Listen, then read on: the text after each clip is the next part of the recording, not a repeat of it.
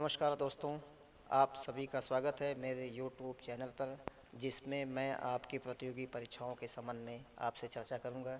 और ये जो मेरा वीडियो है जिसको समय समय पर मैं YouTube पे अपने चैनल पे अपलोड करूंगा, वो सिविल सर्विसेज, न्यायिक सर्विसेज, न्यायिक सेवाओं के लिए भी उपयोगी होगा। तो जो जिस क्षेत्र का विद्यार्थी है वो अपने हिसाब से हमारे वीडियो को देख सकता है।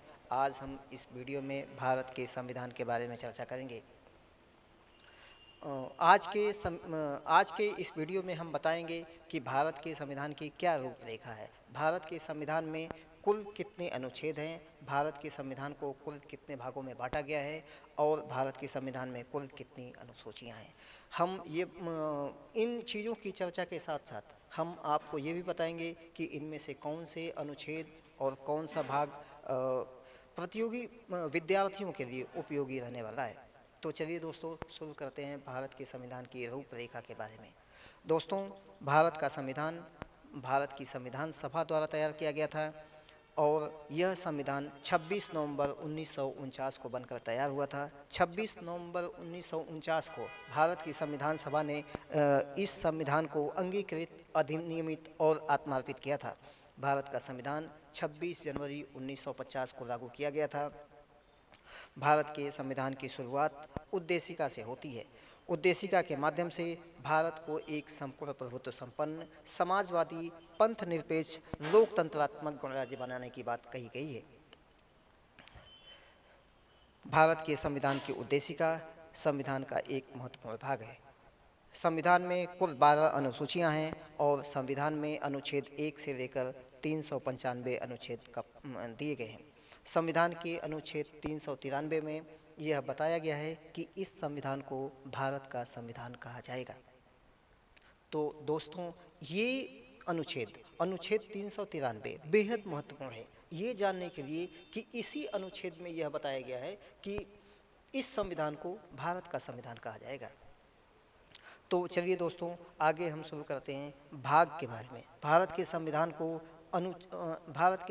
को भाग 1 से लेकर भाग 22 तक में विभाजित किया गया है।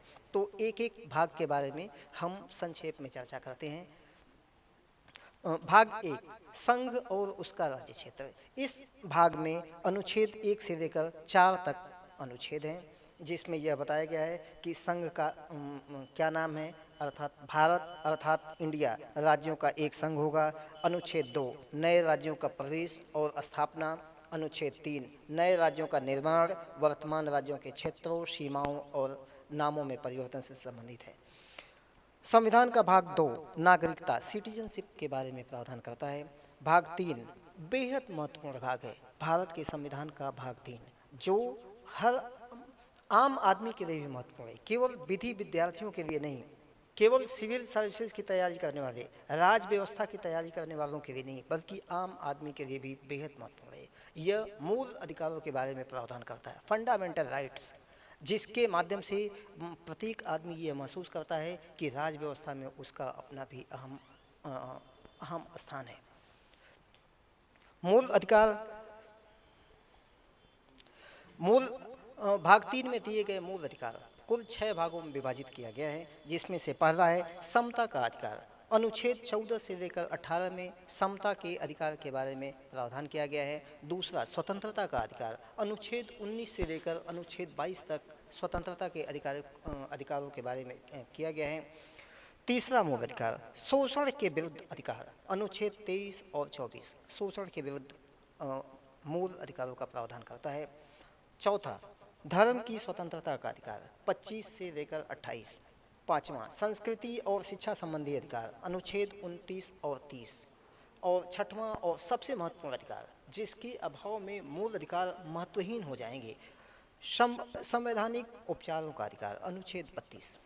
अनुच्छेद 32 एक ऐसा अधिकार है जो प्रत्येक नागरिक को यह ताकत देता है, यह शक्ति देता है, यह एक उपाय देता है कि उसके मूल अधिकारों का अतिक्रमण होने पर वह सीधा उच्चतम न्यायालय के समक्ष रिट याचिका के माध्यम से उपस्थित हो सकता है।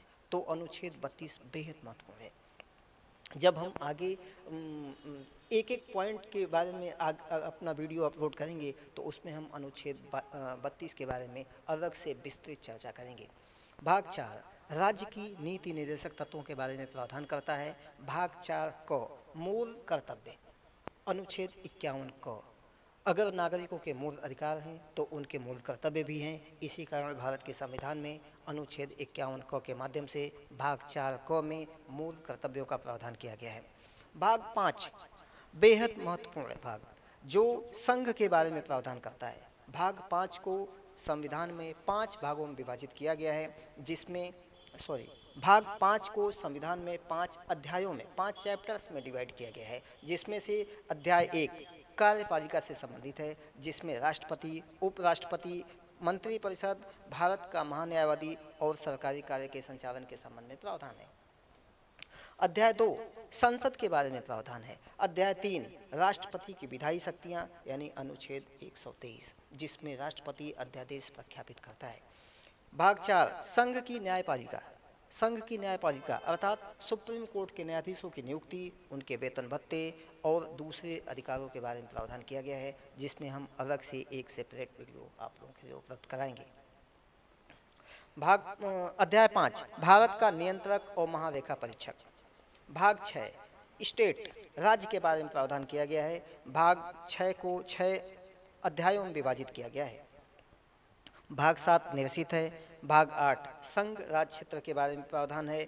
भाग 9 पंचायत के बारे में प्रावधान है। भाग 9 क नगर पालिकाओं के बारे में प्रावधान है। भाग 9 ख सहकारी सोसाइटियाँ कोऑपरेटिव सोसाइटीज़ के बारे में प्रावधान है। 97वां संविधान संशोधन अधिनियम 2011 की धारा 4 के द्वारा इस भाग को अंतः स्थापित किया गया है। भाग 10 अनुसूचित और जनजाति क्षेत्र। भाग 11 संघ और राज्यों के बीच में संबंध। ये भी परीक्षार्थियों के लिए, चाहे वो विधि के क्षेत्र के हों या फिर सिविल सर्विसेज के बारे में हों, यूपीएससी या स्टेट पीएससी के बारे में जो विद्यार्थी तैयारी करते हैं, उनके लिए भाग 11 बेहद महत्वपूर्ण है, जिसमें संघ और राज्यों के बीच जो संबंध है उसे अध्याय 1 और अध्याय 2 के माध्यम से 2 भागों में विभाजित किया गया है। अध्याय 1 विधायी संबंध के बारे में प्रावधान करता है और अध्याय 2 प्रशासनिक संबंध के बारे में प्रावधान करता है। भाग 12 वित्त, संपत्ति, संविदाएं और वाद यानी finance, property, contract and suits के बारे में प्रावधान करता है। इसी भाग में अनुच्छेद 279A है, जिसमें माल और सेवा कर परिषद जीएसटी के बारे में, goods and service tax council के बारे में प्रावधान किया गया है। अनुच्छेद 280 वित्त आयोग। अनुच्छेद 300 को नागरिकों के संपत्ति के अधिकार के बारे में प्रावधान करता है।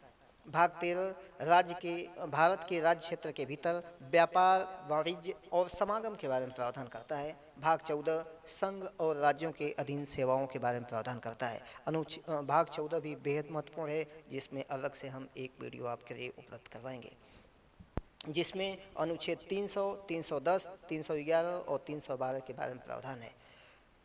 ये 2 अध्यायों में बांटा गया है, जिसमें अध्याय 1 सेवाओं से संबंधित है और अध्याय 2 लोक सेवा आयोग के बारे में प्रावधान किया गया है।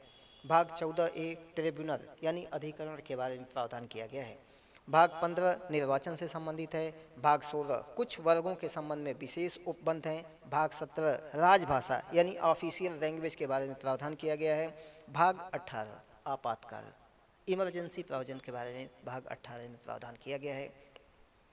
भाग 19 मिसलेनियस है। भाग 20 में संविधान के संशोधन के बारे में प्रावधान किया गया है। अनुच्छेद 368 कि इसमें ये प्रावधान किया गया है कि संसद की क्या शक्तियां हैं, वो संविधान का किस हद तक संशोधन कर सकता है, और ये बेहद ही बर्निंग पॉइंट है, ज्वलंत मुद्दा हमेशा से बना रहा है। तो इस के लिए हम अलग से एक वीडियो उपलब्ध कराएंगे आप लोगों के लिए। भाग 21 अस्थायी संक्रमणकालीन और विशेष उपबंध के बारे में प्रावधान है। भाग 22 संक्षिप्त नाम, प्रारंभ, हिंदी में प्राधिकृत पाठ और निरसन से संबंधित है। इसके पश्चात 12 अनुसूचियाँ दी गई हैं, उनके बारे में भी हम अलग से आपसे चर्चा करेंगे। तो दोस्तों, आज का ये वीडियो कैसा लगा, आप लाइक सब्सक्राइब करना ना भूलें, और अगर कोई कमेंट हो तो कमेंट बॉक्स में अवश्य दीजिएगा। नमस्कार।